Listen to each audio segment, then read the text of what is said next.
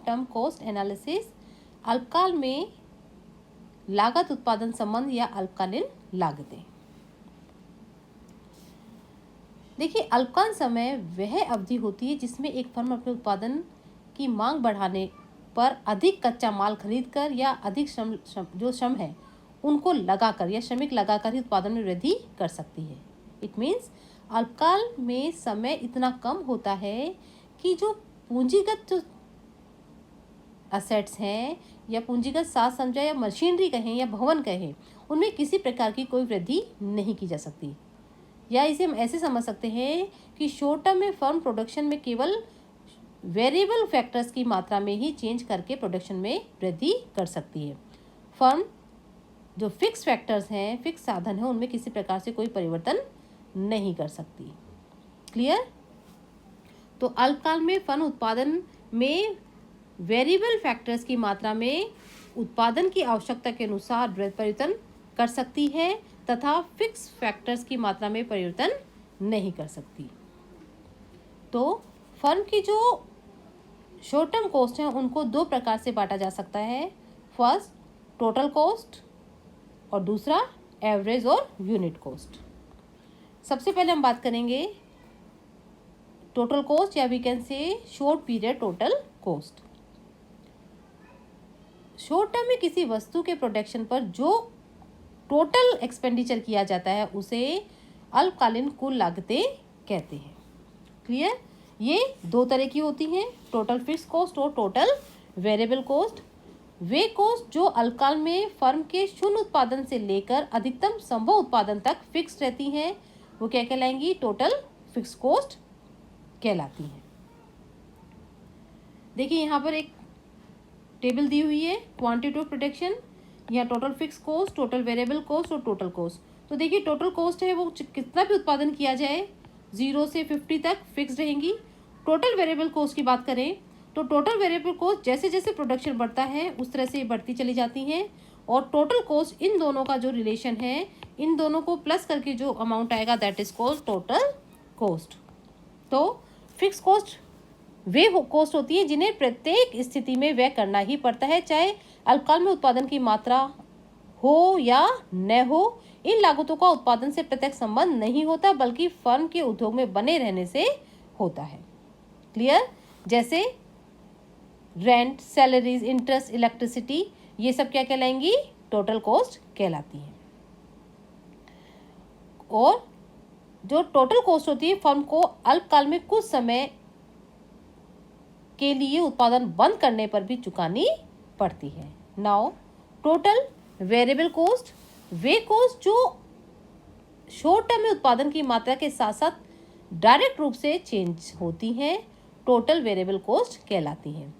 ये लागतें उत्पादन की मात्रा पर निर्भर करती हैं, उत्पादन बंद होने पर ये लागतें नहीं लगती और कुल परिवर्तनशील लागतें जैसे कच्चे माल की लागत, प्रत्यक्ष मजदूरी, ईंधन खर्च आदि का योग होता है। टोटल वेरिएबल कॉस्ट शून्य उत्पादन पर शून्य होती है तथा उत्पादन की मात्रा के अनुसार घटती बढ़ती रहती हैं। अब देख लीजिए इनका formula, total cost total fix cost plus total variable cost. Total fix को कैसे निकालेंगे? टोटल फिक्स कॉस्ट को टोटल कॉस्ट में से टोटल वेरिएबल कॉस्ट को लेस कर दिया जाता है, तो ये कहलाएंगी टोटल वेरिएबल कॉस्ट। और टोटल वेरिएबल कॉस्ट कैसे कैलकुलेट करेंगे? TC minus TFC, total cost minus total fix cost. देखिए डायग्राम हमारे सामने है, यहाँ पर हमने डायग्राम में दिखाया हुआ है जो टीवीसी जो कर्व है that is total variable cost. TFC जो है ये देखिए प्रोडक्शन कितना भी हो, ये क्या है? एक स्ट्रेट लाइन पे है, इट मीन्स ये फिक्स है, total fix cost always remain the same.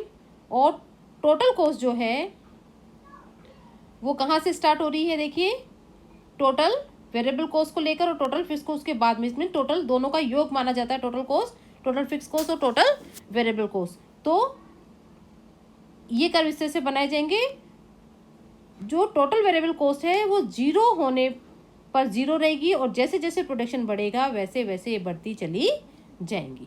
Now अब हम बात करेंगे एवरेज और यूनिट कॉस्ट की। देखिए एवरेज कॉस्ट अल्पकाल में लागतों को जो लागतें हैं उनको कई प्रकार से बांटा जाता है, जैसे average fix cost, average variable cost, average total cost. सबसे पहले हम बात करेंगे एवरेज फिक्स कॉस्ट की।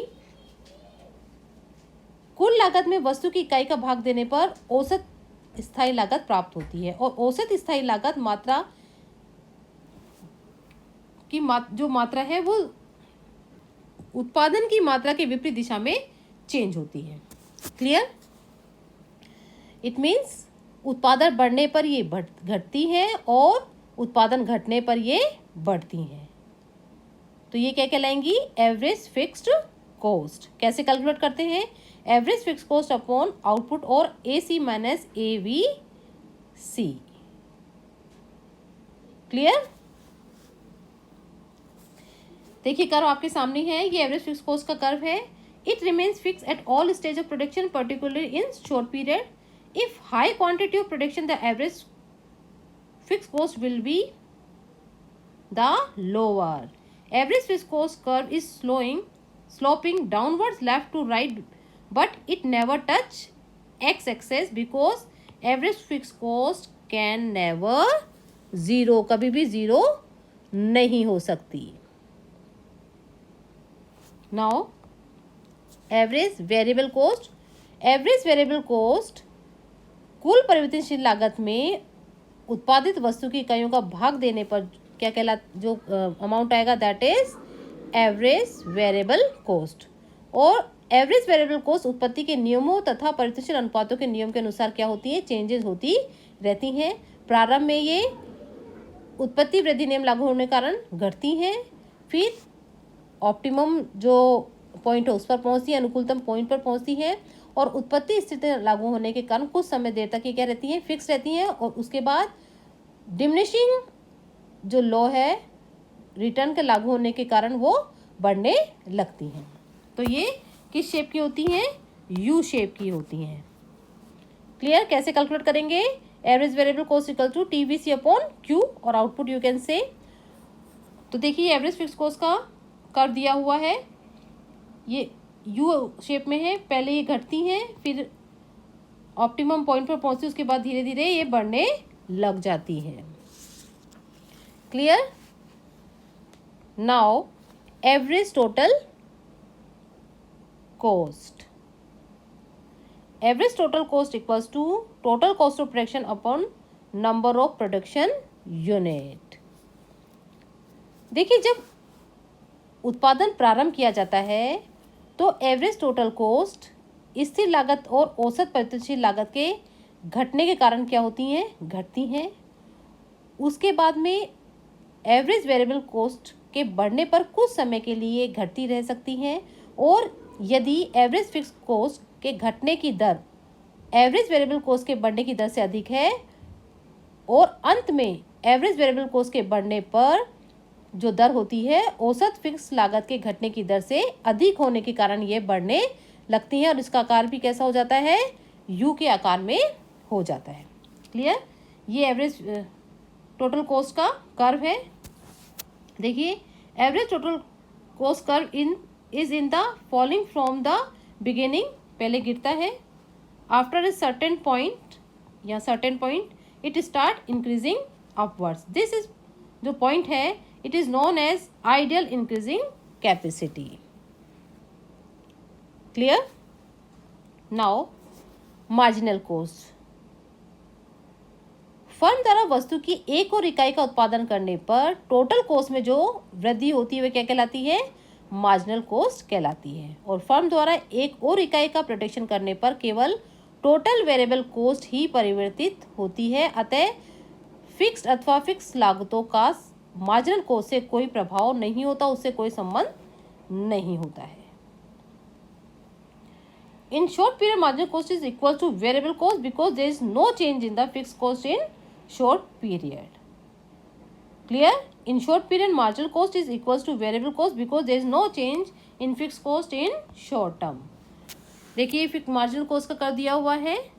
इन initial stage of increasing the production marginal cost decreases, ये डिक्रीज हो रही है marginal cost. It is minimum at a certain कुछ टाइम में मिनिमम रहती है, और marginal cost curve reaches to its lowest point even at low quantity of production as compare to ABC and TBC, average variable cost and average total cost. Marginal cost curve cuts average variable cost and average total cost curve at their lowest point. तो जो सीमांत लागत है उसकी जो गणना की जाती है वो इस तरह से की जाती है, marginal cost equals to total cost minus total cost plus 1. It means TCN plus 1 एक अतिरिक्त इकाई की वृद्धि करने पर जो टोटल कॉस्ट में जो इंक्रीज होता है that is called marginal cost. तो marginal cost line average cost और एवरेज वेरिएबल कॉस्ट दोनों को उनके न्यूनतम बिंदु पर काटती है, और मार्जिनल कॉस्ट जो लाइन है उसका न्यूनतम बिंदु एवरेज कॉस्ट लाइन और एवरेज वेरिएबल कॉस्ट लाइन के न्यूनतम बिंदुओं से पूर्व होता है. क्लियर? इससे पूर्व होता है, बाद में नहीं होता है. तो देखिए रिलेशन देख लेते हैं between average cost and marginal cost. Average cost और मार्जिनल कॉस्ट के बीच में जो रिलेशन है उनके बारे में बात करेंगे. First, average cost and marginal cost both are calculated on the basis of total cost production. Total cost production के अकॉर्डिंग इनको कैलकुलेट किया जाता है. In initial stage average cost curve falls, the marginal curves also fall. देखिए एवरेज कॉस्ट का भी बढ़ रहा है, घट रहा है, और मार्जिनल कॉस्ट का भी घट रहा है अप टू ए लिमिट, एक लिमिट के. लेकिन उस लिमिट के बाद मार्जिनल कॉस्ट बढ़ने लगती है, ऑल्दो एवरेज कॉस्ट भी बढ़ने लगती है. Hence marginal cost is always less than average cost. हमेशा उससे कम रहती है. किससे? एवरेज कॉस्ट है. In condition of decreasing average cost. And third, when average cost curve increase, the marginal cost curve is above average cost curve and increasing faster than average cost. तो marginal cost line की आकृति भी average cost की तरह U आकार की होती है. जब marginal cost रेखा गिरती है तब average cost रेखा भी गिरती होती है, तथा marginal cost इससे कम होने के कारण इससे नीचे रहती है. और जब एवरेज कॉस्ट रेखा बढ़ती हुई होती है तो मार्जिनल कॉस्ट लाइन भी बढ़ती होती है, तथा मार्जिनल कॉस्ट एवरेज कॉस्ट के ऊपर होती है. Clear? Marginal cost line average cost की अपेक्षा उत्पादन की कम मात्रा पर भी अपने मिनिमम पॉइंट पर पहुंच जाती है. क्लियर? और marginal cost line average cost line के सदैव न्यूनतम बिंदु पर काटती है. क्लियर? ए पॉइंट पर जो न्यूनतम बिंदु